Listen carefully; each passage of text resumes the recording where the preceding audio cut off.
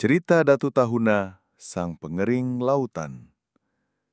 Ini adalah cerita dari Pulau Sangihe di Sulawesi, di mana dahulu kala ada seorang raja dari negeri Sangihe yang bernama Ansa Awuwo.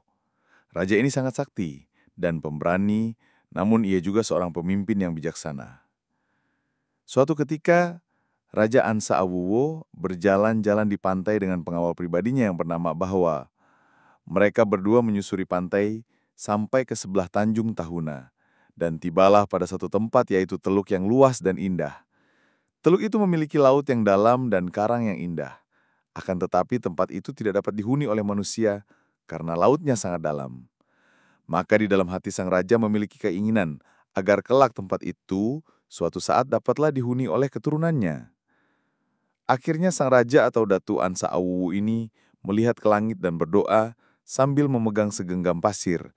Dia memohon kepada Sang Pencipta atau Tuhan Yang Maha Kuasa agar supaya teluk yang dalam tersebut dapat menjadi kering, sehingga boleh menjadi hunian manusia. Setelah berdoa, dilemparnya pasir tersebut ke arah teluk itu. Lama-kelamaan terjadilah hal yang luar biasa, di mana lambat laun teluk Tahuna yang awalnya sangat dalam, kini menjadi berangsur-angsur mengering karena daratan yang bertumbuh ke atas, hingga menjadi area rawa dangkal dan akhirnya tempat tersebut boleh menjadi tempat tinggal keturunannya. Mulai saat itu, orang-orang memanggil Datu Ansa Awuwo dengan julukan Tate Hewoba, atau yang berarti pengering lautan. Saat ini makam Tate Hewoba di Bukit Tanjung Tahuna sudah ditetapkan sebagai cagar budaya Kabupaten Sangihe dan sebagai tempat ziarah budaya. Mari lestarikan situs leluhur kita.